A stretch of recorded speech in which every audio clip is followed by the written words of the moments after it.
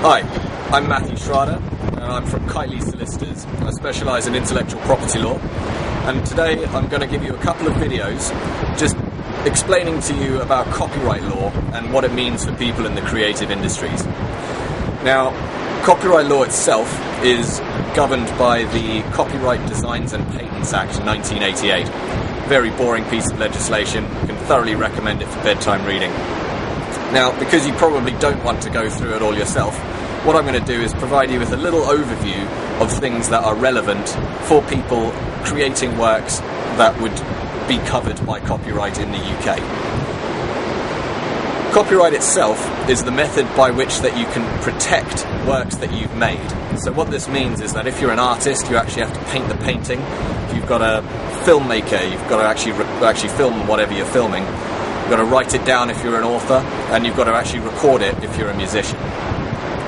Now, there's a couple of little tests. Firstly, like I said, it's got to be recorded in tangible form. Secondly, it's got to have what's called skill, labour and judgment expended in its creation.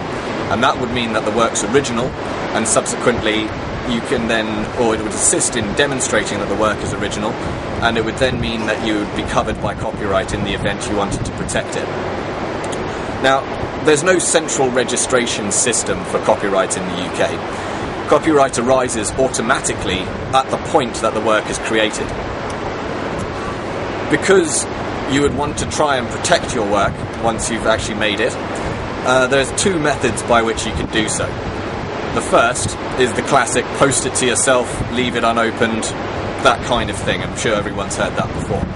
Now, that unfortunately isn't the most reliable method of doing it. I mean, obviously, because postage stamps can be forged, and it's generally wouldn't help you an awful lot. I mean, it does assist you in the event of a dispute, but not as much as the second option. Second option is basically taking your work that you've put down in tangible form and giving it to either your bank or your solicitor.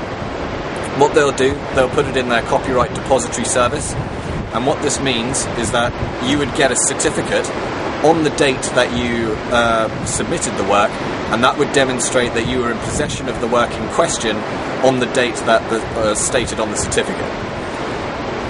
In the event of a dispute in the future, and you were trying to demonstrate that the work belonged to you, you would be able to use the certificate to augment any body of evidence that you had in proceedings, either for alleged infringement of the work that you've recorded. The way that you can assist with doing that is by making sure that the work is either put down, for example, if you're a musician, you should record it onto a CD.